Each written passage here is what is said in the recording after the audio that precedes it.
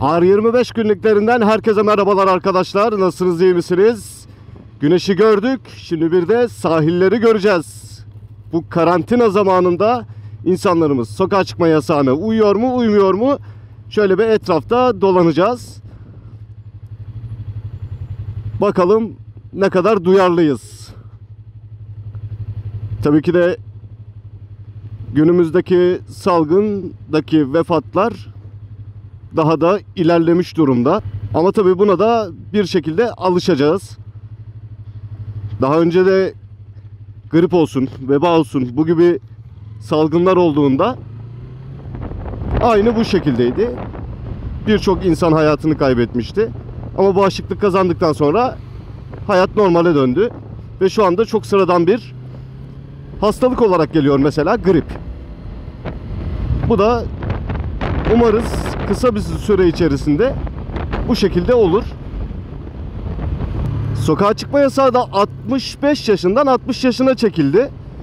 Gençlerde de 20 yaşın altında olan şahıslar sokağa çıkma yasasından mağdur oldular diyeyim. Aslında iyi oldu bak şimdi. Bu 20 yaşının altındaki veletler diyeyim, aslında hani yanlış anlamayın şimdi, hani ben buradaki herkes için söylemiyorum o kelimeyi.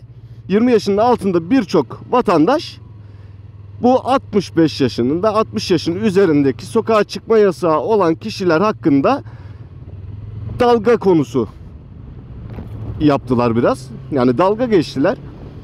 Hiç hoş olmayan bir durumdu. Özellikle ki sosyal medyada ve televizyonlarda gördüğümüz o yaşlı insanlarla, PTT'nin önünde kuyruk var, o yaşlı insanlarla dalga geçen kişiler için söylüyorum onları velet diye.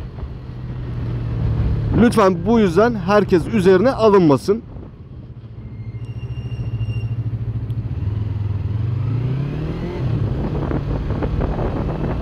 Bazı kişiler sadece abone veya takipçi kazanmak için abuk subuk yöntemlere başvuruyordu. Mesela örnek vereceğim. Vatandaşın biri, genç vatandaşın biri, bir tane amcanın ağzına maskeyi takıyor, kafasına kolonyayı döküyor. Neymiş efendim? Sokağa çıkma yasağı varmış. Senin burada ne işin varmış? Şimdi kafasına kolonyayı döktükten sonra hadi şimdi hastaneye gidiyorsun vakit kaybetmeden diyor. Ve orada amcayı rencide ediyor. Ya yine mi çöp kamyonu ya? Ya bugün de çıkma bari karşıma. Diğer yandan amcalarımızla uğraşan bir kişi daha önünü kesiyor. Senin dışarı çıkman yasak değil mi falan filan. İşte para cezası yazalım mı gibilerden konuşuyor. Orada bir de internete yayıyor. Tabii ki de doğal olarak çok fazla izleyiciye ulaşıyor. Sosyal medyaya yayıldığı için de. Şimdi bunlar çok ayıp şeyler. Kardeşim bak şimdi. Senin anan baban yok mu? Senin ailende veya sülalende hiç mi yaşını başına almış insan yok? Ya bu şekilde düşün. Yarın öbür gün sen yaşlanmayacak mısın? Aynı şey sana yapılsa veya annene babana yapılsa hoşuna mı gidecek diye sormuyorum ki, bunu yapıyorsan ki hoşuna gidecektir. Bu yüzden insanları lütfen rencide etmeyin. Bak ne oldu? Rencide ettiğinizi zannediyordunuz. Kendiniz rencide oldunuz. Bok çuvalı gibi aldılar sizi. Götürdüler emniyete. İyi oldu.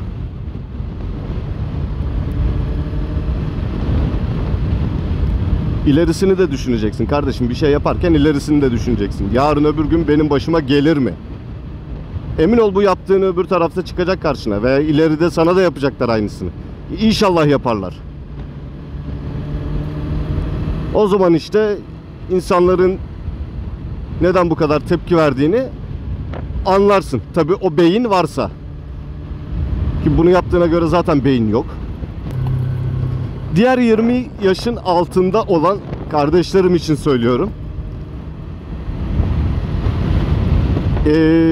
Tabii ki de yani ister istemez evde canınız sıkılıyor. Dışarı çıkmak istiyorsunuz. Bu nalet salgın sebebiyle dışarıda çıkamıyorsunuz. Bir şey olacak diye. Ama şöyle düşünün kardeşlerim. Kendini tutan, yani kendini evde tutan ve dışarıya çıkmayan genç kardeşlerim aslında kendilerine ceza vermiyor. Kendilerini tebrik etmeliler. Çünkü ailesinin ne kadar çok sevdiğini gösterir bu. Çünkü sen gençsin. Atlatma şansın çok yüksek. Ama senin evde bir ailen var. Ailende büyüklerin var. Onlar atlatamayabilirler. Onlar bu kadar senin kadar şanslı olmayabilirler. Bu sebepten dolayı mecburen evde oturacağız kardeşim. Biz de bakma aslında ben de şu anda zevk için çıkmadım dışarıya. İşim gücüm var. Bunları halledeceğim. Artı her gün işe gelip gitmek zorundayım. Bu sebepten dolayı mecburen dışarı çıkıyoruz. Veya çıkıyorum. Öyle söyleyeyim. Yani zevk için dışarıda dolaşıyor değilim. Araçlarda oturma düzenine de bir el atıldı. Bu yani benim kararımca gerçekten çok çok olumlu bir karar. Gayet de güzel oldu. Sosyal mesafeyi korumak adına artık şoförün yanına kimse oturamayacak. Bu tespit edildiği takdirde devletimizin emniyet güçleri tarafından cezai işlemle cezalandırılacak. Artık şoförün yanı boş kalacak. Arkasına ve çaprazına olmak şartıyla arabalarda 3 kişi oturulacak. Bence çok güzel oldu. Sizce de güzel olmadı mı? Ya bu vesileyle de ailenizde birisi varsa, yani aracın içerisine aldığınız birisi varsa bu vesileyle de size de virüs bulaşmış olmayacak. Öte yandan artık arabalarda yabancı kişi tespit edildiği takdirde cezai işlem uygulanacak. Bu cezai işlemlerde küçük para cezaları değil arkadaşlar. Hani ya aldığım maaştan öderim gibilerden diyeceğiniz bir para cezası değil. 2500-3000 liraya 3000 küsür liraya kadar para cezası kesiliyor. Bak mesela geçen gün, dün olması lazım. Dün şoförün yanında bir kişi oturuyor ve maskesi yok diye 3200 TL para cezası kesildi. Bu yüzden eğer ki maaşın 3000 4000 lira civarında değilse hiç bu işe bulaşmayın derim ki bu devirde kimin maaşı 4000 lira? Asgari ücretle geçinmeye çalışıyoruz ki maalesef. Siz yine de dikkatli olun arkadaşlar. Bunları da bir köşeye yazın. Unutmayın. Çevrenizdeki kişilere bahsedin. Onlar da aynı hataya düşmesinler. Şu zamanlar geçene kadar, sıkıntılar bitene kadar bu kurallara uymak zorundayız arkadaşlar. Toplu taşıma araçlarına da sınır getirildi. Bilgisi olmayan için söylüyorum. Toplu taşıma araçlarında bak hala herkes yan yana oturuyor. Ya şurada ben bir trafik polisi olsam inanın çatır çatır ceza keserim. Toplu taşıma araçlarında artık 2 kişi yan yana oturmuyor. Tek tek oturuyorlar ve koltuk sayısının yarısı kadar artık insan alıyor. Minibüsler olsun, otobüsler olsun. Zaten taksiler için oturma düzenini söylemiştim. Bu uygulama da çok güzel oldu.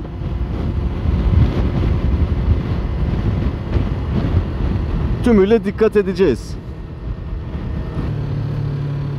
Aramızda kendisini ve ailesini sevmeyen kimse yoktur diye düşünüyorum. Eğer siz de kendinizi seviyorsanız ve ailenizi seviyorsanız, onların başına bir şey gelmesini istemiyorsanız lütfen bu çağrıma kulak verin, evde kalın.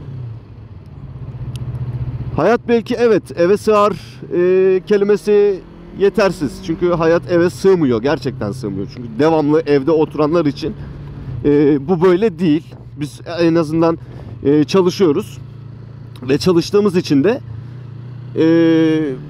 bunun ne kadar sıkıntılı bir durum olduğunu kısmen anlıyoruz. Yani tam olarak anlamış değiliz. Ama eve sığdırmaya çalışabilirsiniz. Evinde bilgisayarı olanlar çeşitli bilgisayar oyunlarıyla vakit geçirebilirler. Derslerine çalışabilirler ki özellikle öğrenciler ki boş zamanlarınızda okul tatil deyip boşlamayın.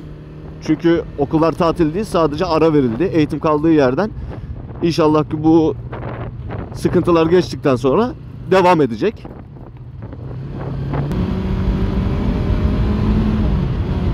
Sağlık Bakanımız Sayın Fahrettin Koca her gün Twitter olsun, diğer sosyal siteler olsun ve televizyonlarda paylaşımlarını yapıyor. Bu vaka ile ilgili işte ne kadar test ölçümü yapıldı, ne kadar vaka olduğunu, ne kadar ölü sayısı olduğunu söylüyor ama ben açıkçası doğru veriler olduğunu düşünmüyorum. Neden düşünmüyorum? Çünkü bizim ülkemizde bu zamana kadar hep saklandı bazı gerçekler. Bu sebepten dolayı da insanın aklında soru işareti kalıyor. Dün örnek veriyorum. 2 gün önce 76 olan ölüm sayısı dün 89'du.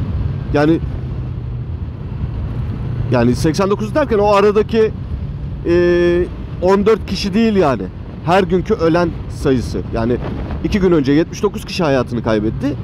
Dün 87 kişi hayatını kaybetti. Toplam ölüm sayısı 725'e ulaştı diyor. Ama inanın arkadaşlar, bu çok çok daha fazla. Gerçekler saklanıyor ama bu gerçeğin saklanmasını kesinlikle tavsiye etmiyorum. Neden tavsiye etmiyorum? Çünkü insanlarımız işin ciddiyetini bu şekilde anlamıyorlar ki. Bakın hala insanlar sokakta, hala kurallara uymuş değiller. Şimdi yanımdan geçen araba bildiğin eğildi, yanındaki kız arkadaşını öpüyordu. Yani bakın bunlar yanlış. Kurallara uyun arkadaşlar. Test sayısı belki doğru olabilir. Vaka sayısı doğru olabilir. Ama ölüm sayısı saklanıyor diye düşünüyorum. Ülkemizde maalesef ki sokağa çıkma yasağı kararı verilemiyor. Bu kararın verilebilmesi için kasada, yani devletin kasasında çok çok iyi miktarda paraların olması gerekiyor. Ve çalışamayan her kesime destek vermesi gerekiyor o kasadaki paranın. Ama ne yazık ki tabii ki Türkiye bütçesi olarak çok kasada paramız olmadığı için bu yasağı yapamıyoruz ne yazık ki. Bu da ayrı bir konu. Bu gibi kriz durumlarında sokağa çıkma yasağının olması şart. Yani eğer ki sokağa çıkma yasağı yapılmazsa ölüm sayılarını en üst düzeye çıkacağını bilmiş olun arkadaşlar. Bu yüzden diyoruz, mümkün olduğunca evden dışarı çıkmayın.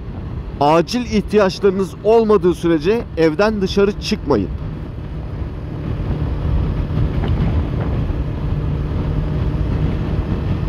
Bu arada umarım rüzgardan dolayı sesim size geliyordur. Bayağı kuvvetli de bir rüzgar var.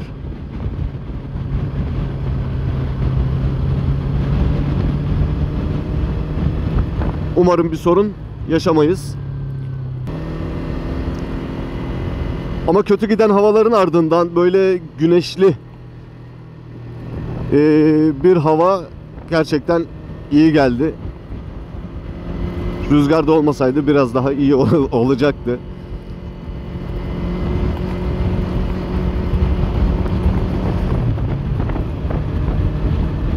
Arkadaşlar bir de şu konu var. Sağlık çalışanlarına